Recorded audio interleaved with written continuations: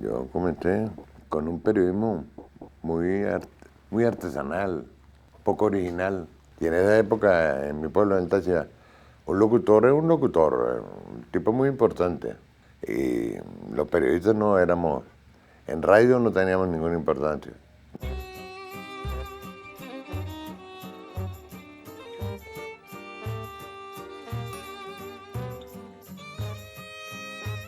Un reportero tiene que decir la verdad. El periodismo es una vanguardia social. Si algo me siento yo orgulloso en la vida es de haber ejercido el periodismo como lo he ejercido, como reportero. Porque no he hecho otra cosa. Jesús Romero Anselmi es uno de esos venezolanos que no pasan inadvertidos por la vida.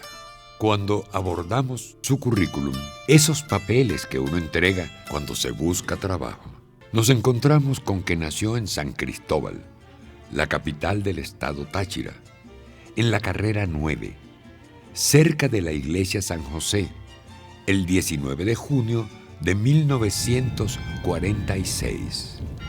Sus padres se casaron en Ureña 3 años antes en la iglesia de San Juan Bautista, donde su tío materno era el cura. Los tachirenses en general son muy católicos y él no es la excepción. Estudió en el Colegio La Salle, ya inexistente, y se graduó en el Liceo Simón Bolívar, hoy bolivariano.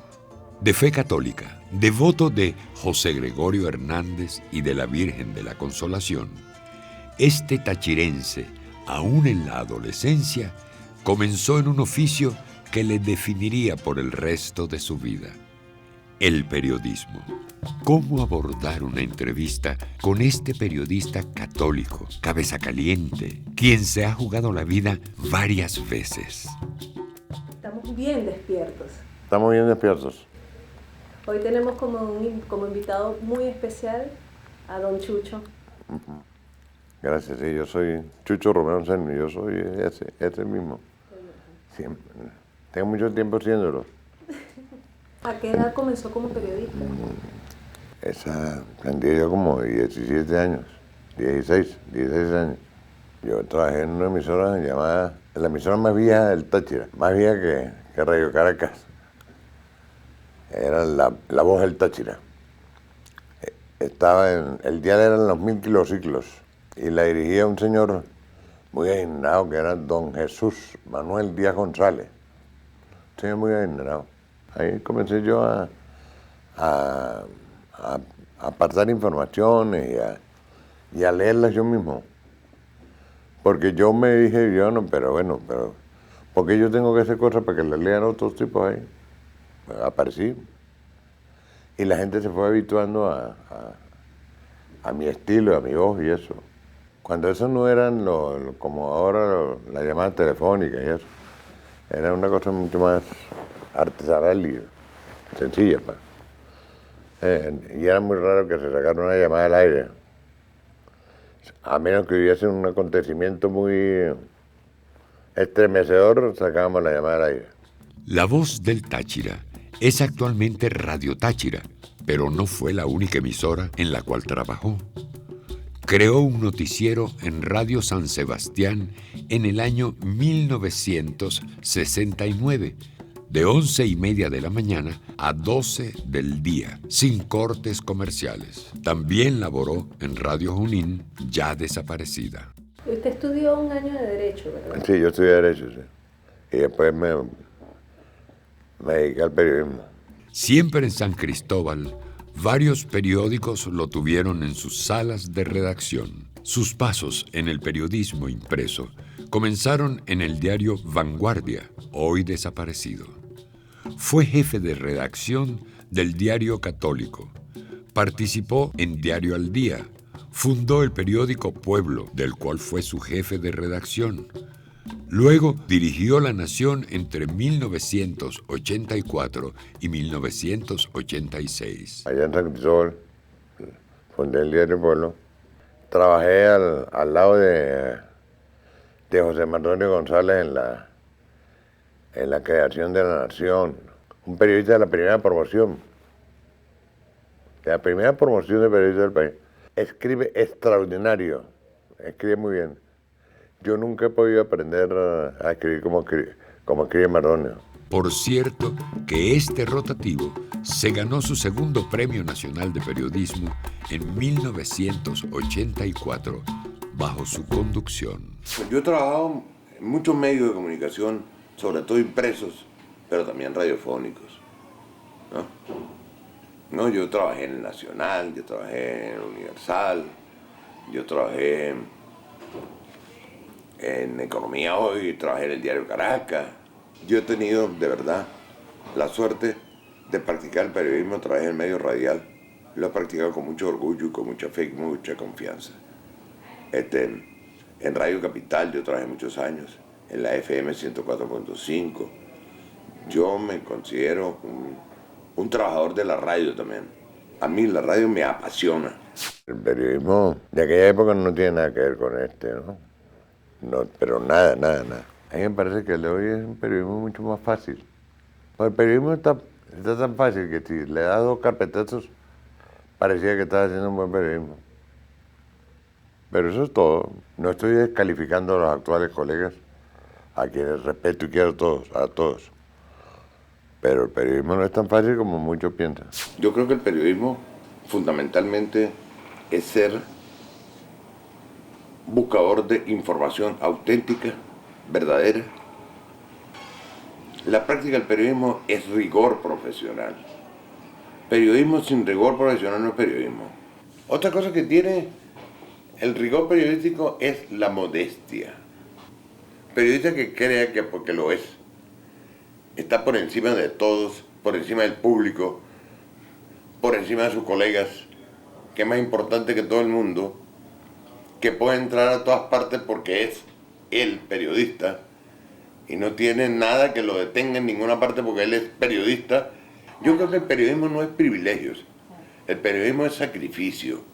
Transitó varios años en el oficio de contar la verdad, bien contada, sin formación académica.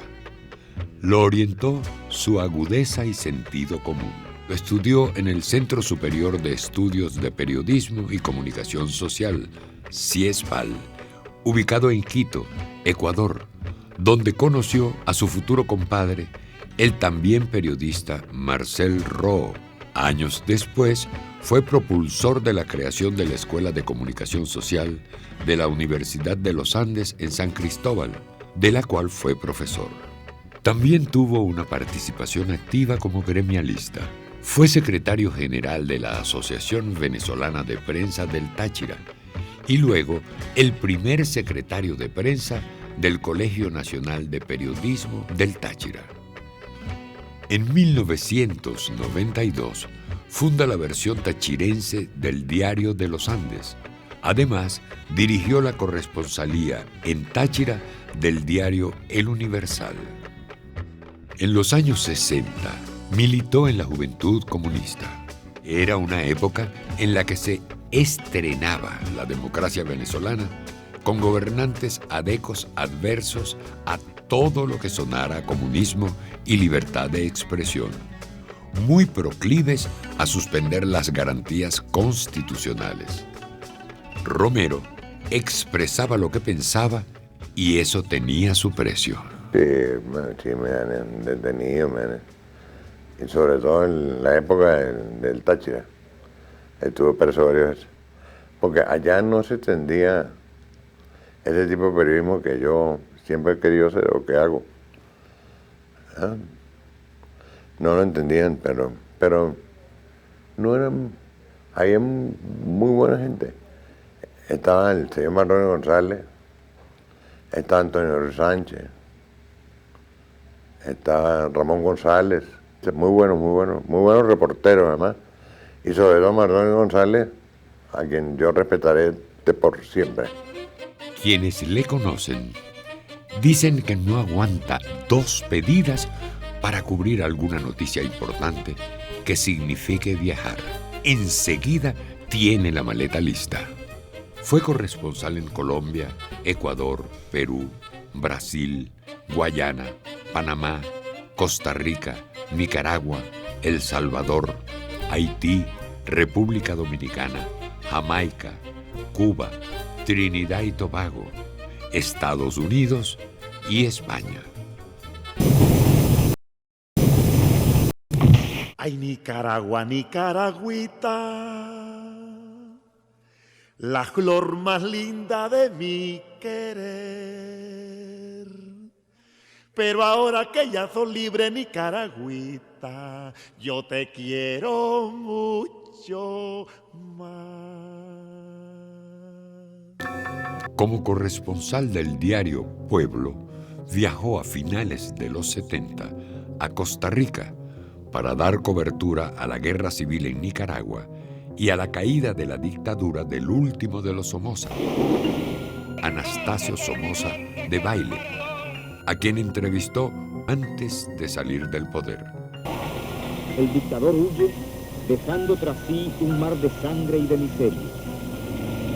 Allí conoció a Daniel Ortega. En los 90, cubrió a la convulsionada Haití tras el derrocamiento de Aristide, cuando pocos medios de comunicación le prestaban atención a la república más pobre del continente.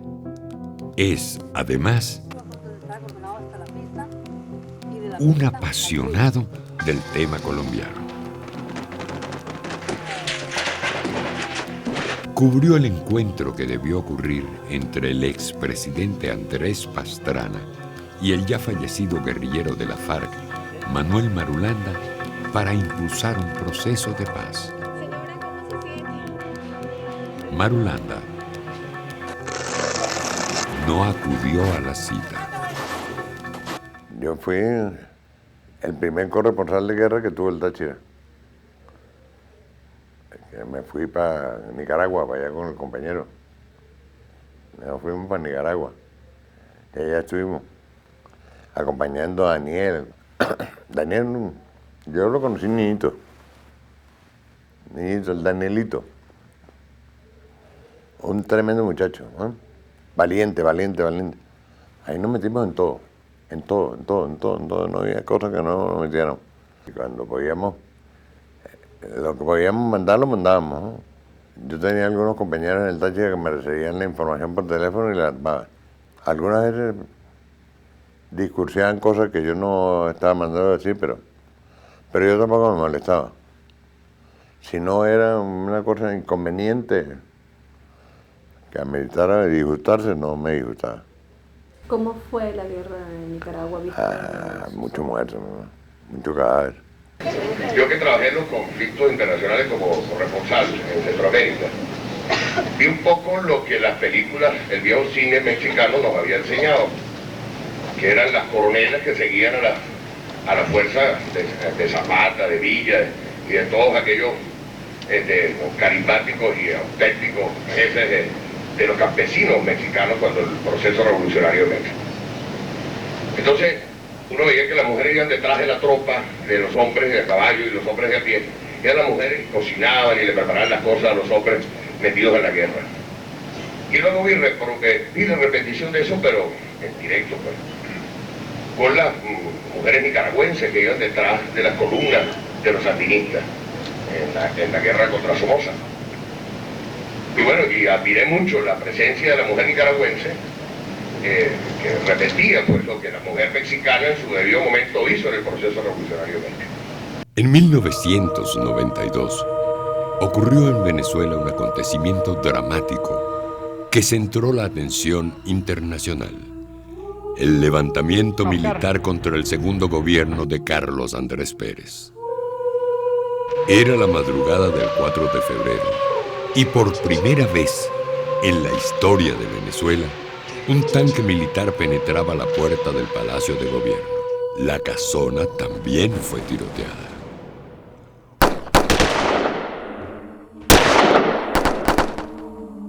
Un joven comandante asumió la responsabilidad de lo ocurrido. Les agradezco su lealtad, les agradezco su valentía, su desprendimiento, y yo, ante el país y ante ustedes, asumo la responsabilidad de este movimiento militar bolivariano.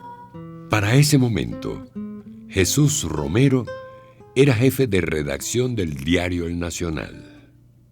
A raíz de los acontecimientos, el gobierno decidió suspender las garantías constitucionales, entre ellas la libertad de expresión, y enviar censores a los diarios.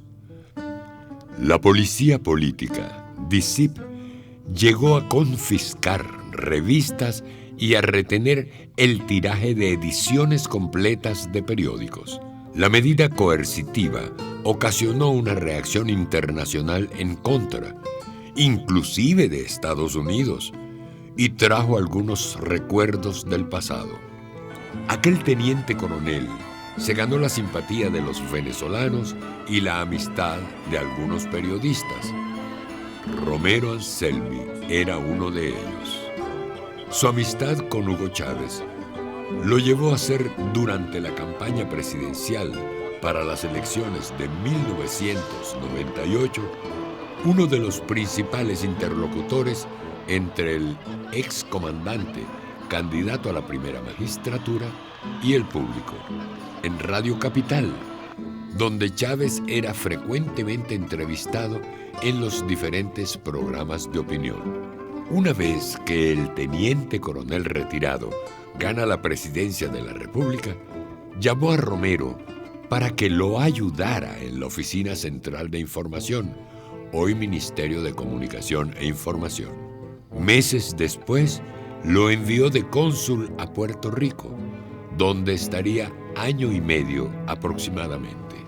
De esa experiencia, Chucho cuenta que a raíz del deslave de Vargas en diciembre de 1999, el entonces gobernador de la isla colaboró mucho con él para recoger ayuda humanitaria que sería enviada a Venezuela. Fue tal el volumen y número de contenedores llenos que, en opinión de Romero, Puerto Rico fue el estado que más ayuda humanitaria envió al país. Pero su capacidad periodística era requerida en Caracas. Los dueños de Radio Capital lo convencieron de volver a Venezuela para que se hiciera cargo de la emisora radial 104.5 FM una vez más. Aquí habría que parar y hacer un breve recuento de su actividad radial en Caracas para explicar el una vez más. Romero trabajó en Radio Capital, donde fue jefe de información. Allí tenía el noticiero estelar de las 6 de la mañana, en el cual se hizo popular la frase «Estamos bien despiertos». Formó el equipo de prensa de la emisora 104.5 FM y participó en los programas Pecado Capital y De lo Último. Allí se le llamaba la máquina de la información. En aquella época transmitía como corresponsal de la cadena Caracol colombiana. Fue también gerente de prensa de Radio Nacional. Todas estas funciones fueron en medio de un entrar y salir de periódicos y además viajes de ida y vuelta del Táchira. En estas lides radiales se ganó el apodo de El Taita, nombre infantil con que se designa al padre, porque para los jóvenes periodistas eso era Chucho Romero, un padre bonachón, a veces regañón y siempre sabio. Transcurría el año 2002, tiempos de agitación política y rumores de un nuevo golpe de Estado, esta vez contra el protagonista de un alzamiento militar 10 años antes. El presidente Chávez nombró a Romero presidente de Venezolana de Televisión, televisora en la cual mantenía un programa, Leyes para la Vida, sobre las leyes habilitantes aprobadas meses antes por el mandatario nacional. El 11 de abril ocurrió el primer golpe mediático de la historia venezolana. Romero no quería repetir lo acontecido 10 años antes en Venezolana de Televisión, no en febrero, sino en noviembre de 1992, con el segundo alzamiento militar contra Pérez. Había visto además mucha sangre en Nicaragua, por lo cual ordenó el desalojo de la planta televisiva. Aquí había ocurrido cuando el alzamiento del 27 de noviembre, los resultados aquí fueron cruentos, y ese fantasma recorrió este canal el 11, y se decía que iba a ocurrir algo peor que lo que había sucedido antes. Y ese fue lo que se le decía por vía telefónica a los trabajadores del canal. Le decían que ocurrían cosas peores. Este canal fue allanado al derecho al revés. Revisaron hasta los ductos de aire acondicionado en esa oportunidad. Finalmente me quedé parado allí, y me quedé allí viviendo el silencio, viviendo la soledad. Y es un momento muy difícil vivir el absoluto silencio y vivir la absoluta soledad, como la viví yo en ese rato, que estuve ahí parado absolutamente solo en este enorme edificio que es el Canal 8. Aquí se arregló la vía con el golpe de Estado. Primero, este canal fue tomado por la policía de Enrique Mendoza del Estado Miranda. Había una incógnita, ¿qué es lo que va a suceder con lo que estábamos dentro? A ellos se sumaron, lamentablemente, algunos efectivos militares que estaban aquí en el canal y contribuyeron a mantenernos lo que llaman ese argot bajo control. Y estuvimos bajo control mientras ellos permanecieron aquí, hasta que finalmente ellos mismos abandonaron y se fueron. Abandonaron y se fueron. Creo que fundamentalmente porque vieron una cosa.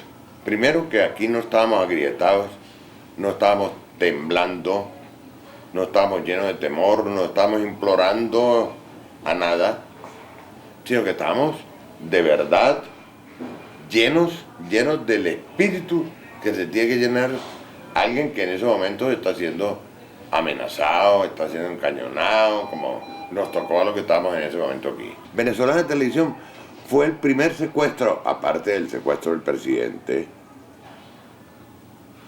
Venezolana de Televisión fue el otro secuestro importante que hubo en este país durante el golpe de Estado. Me fui para Puerto después. A reportear. Y compartí con un gran amigo y un gran compañero que se llama Jorge Luis García Carneiro. Honorable, un guerrero honorable. Estoy convocando a todos los trabajadores venezolanos de televisión que quieran venir a contribuir con la misión de que este es el canal de todos los venezolanos, que las puertas de Venezolana de Televisión están de nuevo abiertas, que la señal de Venezolana de Televisión está de nuevo integralmente en el aire. Rescatado el canal del Estado, 8 meses después, en diciembre de ese mismo año 2002, le tocó enfrentar mediáticamente un llamamiento a paro nacional por parte de la CTV, insólitamente acordado con Fedecámaras, y que luego se convertiría en un paro petrolero. De nuevo la historia y el récord. Por primera vez en la industria más importante del país fue saboteada hasta su total paralización. Que se van a tomar medidas. Ahora, yo quiero agradecer primero. Se buscaba la salida de Chávez, así costara quebrar el país. Durante 24 horas y 2 meses seguidos, Venezolana de Televisión fue una cátedra de petróleo, tolerancia y libertad de expresión. Su olfato periodístico y político lo llevó a proponer marchas, lemas, letras de canciones más adecuadas a la situación, a sentarse con los compañeros a editar las cápsulas para contrarrestar la arremetida mediática privada que azuzaba el odio y la agresión. En esa época reciente, por ejemplo, en la del golpe, bueno, cuando estuvimos frente a lo que es la funeraria de Vallés, bueno, allí estamos algunos compañeros del canal, estábamos allí, señores de la Policía Metropolitana entonces, hicieron blanco a placer en el árbol que estaba al lado de nosotros, porque los señores estaban disparando desde enfrente, que había un local de la Policía Metropolitana en esa época, ahí por la avenida de la Acacias. También sufrimos una emboscada por el estado Zulia, que gracias a unos guardias nacionales rurales, que fueron los que enfrentaron a los paramilitares, que nos trataron de coser a tiros en la zona de la vía de Machiques, de esa zona importante. Bueno, y los guardias nacionales rurales fueron los que nos defendieron y nos sacaron de ahí con vida a los 5 trabajadores de Venezolana Televisión que estábamos ahí. Fueron duros momentos que no perdonaron lo privado. Su esposa Leida, enferma de gravedad, fue agredida verbal y psicológicamente por sus propios vecinos. Pero mi mujer, que ahora me está esperando, mi mujer que está viviendo sus últimos días, fue víctima de ese tipo de agresiones, a sabiendas los vecinos de su condición, que tiene un cáncer desarrollado. Y entonces, al igual que todos, y mi mujer, al igual que ustedes, ha estado al lado mío en todo esto.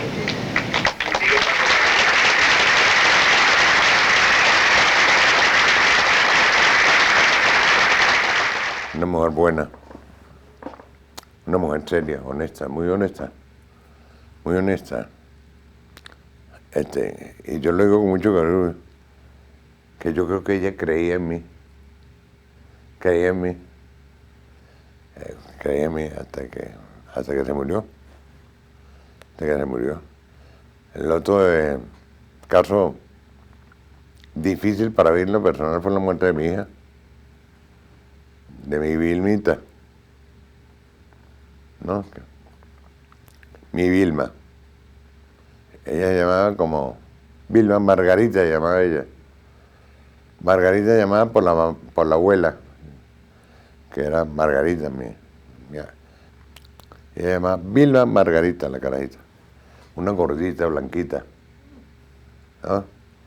No, nada parecido a mí, que yo soy un poquito pasado de tizne, ¿no?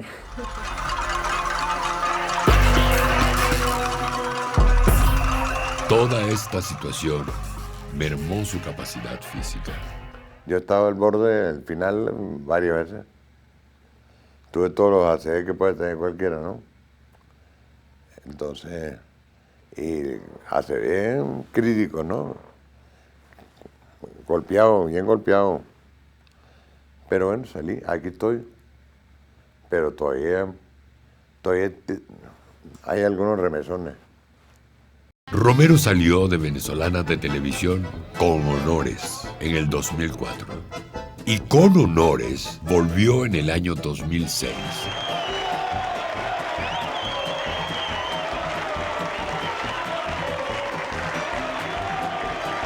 Nuevos retos debió enfrentar como periodista y político.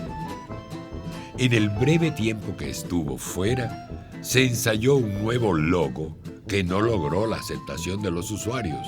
Yo quiero que nos devuelvas el logo. Había que devolverle su identidad. Entonces, quiero mi B, devuélvame mi B. Me paraban en la calle y me decían, y usted nos quitó la B, devuélvanos la B. Le decía, bueno, y yo transitoriamente estaba unos días fuera del canal. Bueno, no, pero como sea, devuélvanos la B. No me explique si estaba fuera o dentro del canal, devuelva la B.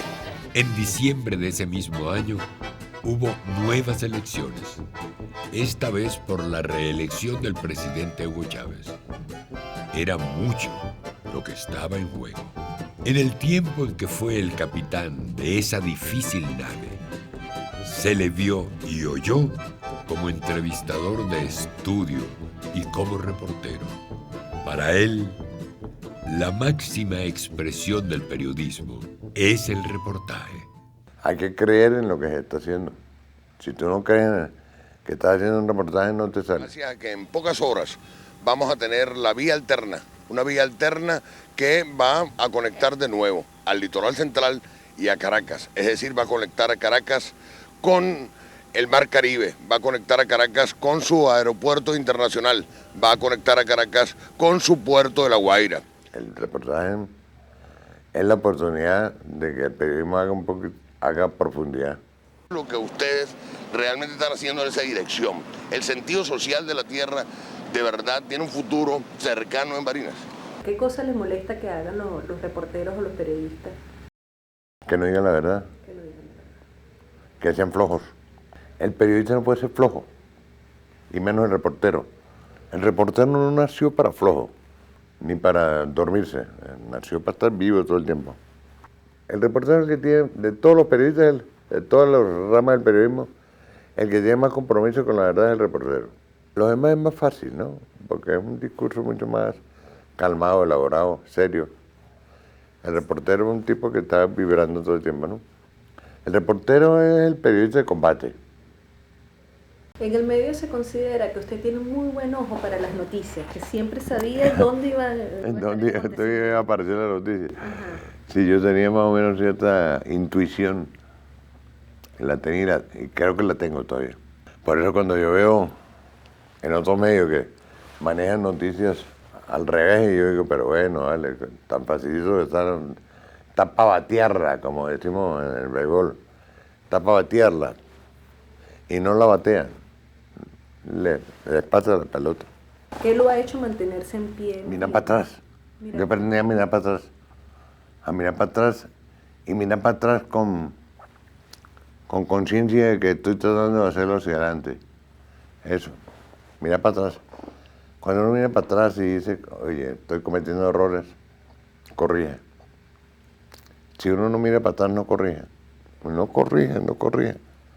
Eso es como el periodismo. Si no corrige, no te sale un texto como tiene que ser. ¿Usted ha tenido en algún momento que dejar la profesión por sus opiniones o por defender la verdad, dejar trabajos? Sí, pero la he tenido que dejar, me han sacado. Cuando uno hace cosas que no le gustan al status quo, al establishment, bueno, te sacan. Y yo sabía, yo sé cuando he hecho cosas que me van a sacar. ¿Qué opina sobre la libertad de expresión? La libertad. Que vivimos hoy en día. No está. La libertad de expresión no es fácil de alcanzar. Le hace falta periodismo a la libertad de expresión. Porque tú no puedes medir el periodismo si no tienes una lucha constante con la libertad, a favor de la libertad de expresión. ¿Y no se puede vivir la libertad de expresión sin un buen periodismo? No, en absoluto. No se puede vivir la libertad de expresión sin un buen periodismo. No estoy descalificando a quienes no practiquen la libertad de expresión, que la practiquen, tienen todo el derecho. A la libertad de expresión, primero no llega del cielo. Eso no forma parte del maná. La libertad de expresión es algo que hay que construirlo, sin que le quepa a uno duda. Para quedarte con una duda, entonces, mira, quédate en tu casa, quédate más tranquilo. Nadie te está llamando a que te metas en este lío, eso no es problema tuyo. ¿Qué es para ti la amistad? Lo mejor que uno le puede dar a otra persona, a otro ser humano. Lo mejor. La amistad es lo mejor que le puede dar a otro ser humano. Porque la amistad significa algo muy cerrado, ¿no? Algo que tiene muchas exigencias morales, éticas. La amistad es una cuestión moral y ética. Entonces vamos a defender lo moral y lo ético, que es fácil de defender y que es fácil de describir. ¿Y la adulancia qué es para ti? Ay, una vaina muy fea, muy desagradable. ¿Y la mujer? ¿Que la mujer sea adulante? No. No. La mujer que para mí. ¿Qué representa? El mejor ser que hay sobre la tierra, lo mejor que nos ha dado el Creador, lo mejor que nos dio el Creador es la mujer. Por lo menos yo creo que lo mejor que me dio Dios a mí es la mujer. De verdad que la mujer venezolana yo creo que ha tomado mucho más en serio que nosotros el principio, el postulado de la Constitución, de la participación y el protagonismo. Y creo que nos debemos sentir todos orgullosos de que precisamente son las mujeres las que están dando las grandes campanadas de participación y de protagonismo como lo dicta la Constitución Bolivariana de Venezuela. ¿Qué es la solidaridad? El respeto por los demás. Tener la mano lo suficientemente elástica para darle la mano al que la necesita, sin que te dé pena contigo mismo. Yo creo que lo he practicado, pero a mí nunca me ha dado pena ser solidario. Y conozco muy buenos compañeros en el Canal 8, por ejemplo. Excelentes compañeros. Very gracias el colega Marcel Ro, por ejemplo. Una de las cosas, yo soy de los que no le gusta lastimar a nadie. Y si voy a lastimar a alguien reconstruyendo historia y recuerdos, prefiero no reconstruirlos. ¿Cómo cree que es la participación de Venezuela ahorita en el mundo? Venezuela es un país aseado, limpio, país decente. No es que los otros países no lo sean. La decencia también significa valentía. La decencia significa ser honorable. Y Venezuela es un país honorable. ¿Dónde podría estar la crisis en América? La crisis política está presente todos los días, ¿no? Te exige o haces cambios o no los haces. Y te sacan de la política. Yo creo que a mí no me han sacado de la política porque yo he hecho las cosas que tenía que hacer. Y las voy a seguir haciendo, las voy a seguir haciendo. Lo que he tenido que hacer lo he hecho. No, los amigos que he tenido que tener los tengo. Los compañeros que he tenido que tener los tengo. ¿Cómo puede describir el momento que está viviendo la humanidad ahorita? La caída del capitalismo. Que la humanidad aceptó que tiene que cambiar. Y está cambiando. ¿Cuáles serían las debilidades que todavía poseemos como humanidad y las fortalezas? Yo pienso que la humanidad no está expresando debilidades, está expresando fortalezas. ¿Cuál es el camino que debemos tomar? El de la verdad. El de la verdad. La verdad es solidaridad. Sin verdad no hay solidaridad y sin solidaridad no hay verdad. Hay muy buenos comentarios por parte del presidente hacia usted y mucho cariño. Sí, ¿Cómo ha sido la relación de usted con él? Yo lo quiero mucho al presidente. Lo quiero mucho porque sé lo que el presidente ha hecho por este país, lo que ha hecho por el periodismo. Él siempre ha hablado de la verdad y eso yo lo considero un halago para los periodistas. Si los periodistas no lo recibimos como eso, estamos equivocados, los que no lo reciben así, estamos equivocados. Pero mira, el presidente ha sido con nosotros muy leal, sobre todo con el periodismo. ¿Qué le diría al presidente hoy en día? Que lo aprecio mucho y de modo que eso no es tan fácil de decirle cosas al presidente. Chávez es un hombre valiente, inteligente, ¿no? Descifra muchas cosas que muchas veces nosotros no desciframos oportunamente, como decimos los periodistas. Chávez es un tipo que tiene una capacidad oportuna de descifrar. Piensa mucho, porque Chávez es un hombre que piensa. Yo no hizo Chávez improvisar. Siempre es resultado de que el tipo está pensando. Nunca está improvisando, está pensando. Y es lo que yo le admiro al compañero Chávez. Se lo admiro, se lo respeto. Porque tiene capacidad para pensar. Y para aplicar lo que está pensando. Aplicar lo que está pensando. El país está comenzando de nuevo. Y debemos estar preparados para todos los ataques que nos hagan con este nuevo país, a este nuevo país. Yo quiero saludar a Vanessa Davis como periodista, como reportera, porque Vanessa es reportera porque sí, porque Vanessa no hubiese podido hacer otra cosa que no hubiese sido reportera. Y ha hecho lo que le tocó hacer desde que nació, y es reportera. Y es una gran profesional. Un saludo para Vanessa, a quien quiero mucho y respeto mucho. Y se pone. ¿Alguna otra persona a la que le gustaría? Bueno, mira, yo quiero y le tengo mucho aprecio y respeto a Marcel Ro. Marcel Ro con doble O. A quien a él y sus hijos y su mujer, los aprecio mucho y los quiero mucho. quiero mucho mi Canal 8. Al Canal 8 lo quiero muchísimo, pero muchísimo, y la gente lo sabe. Y lo saben los compañeros del 8 más que nadie. No es que yo me le esté creyendo que todo el mundo me quiera a mí en el 8, no. Tiene que haber uno que otro que no me quiera.